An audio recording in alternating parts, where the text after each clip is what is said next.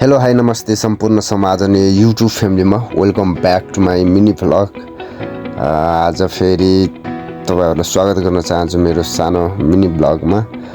हामी यो छाउनीको बाटो हुँदै हुँदै हुँदै चाहिँ हामी एउटा नयाँ साइडमा जान लागेको हो। यतिखेर हामी चाहिँ भोलिको यो झ्याल फिट गर्नुपर्ने छ भन्ने कुरो गर्नुभयो दाइले। अनि हामी चाहिँ ट्याक्क लागेर गणेश थानतिर हामी जान लागेको अवस्था छ साथीहरू। यो भिडियो चाहिँ मैले अलिकति लामो हुन्छ भनेर अलिक फास्ट गरेको छु। त्यो भएर चाहिँ नयाँ हुनुहुन्छ भने चाहिँ एकदम धेरै थ्याङ्क यू भिडियो हेरिदिनु भएकोमा। ल र लास्टसम्म चाहिँ भिडियो हेरेर माया देखाइदिनु होला। अनि एउटा लाइक सेयर सब्सक्राइब पनि गर्न नभन्नु होला नयाँ हुनुहुन्छ भने।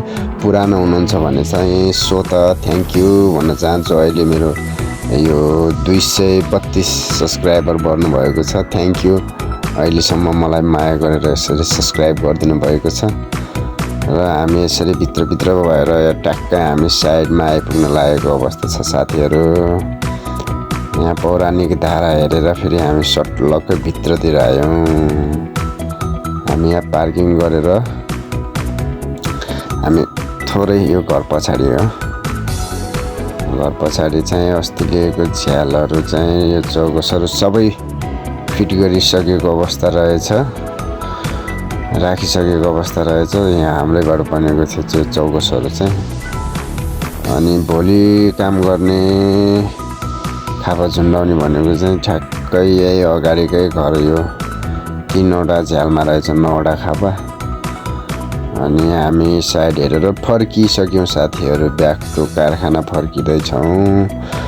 अनि फेरि रन्दाको हामीले ब्लेड चेन्ज गर्दाखेरि अथवा धार लगाउँदाखेरि खोल्ने चाबी चाहिएको थियो दाइ भनेपछि फर्केर फेरि हामी ल ठिक छ जाउँ न त भन्ने कुरोले हामी रन्दाको चाबी लिएर फर्किसकेको अवस्था छ अब साथीहरू।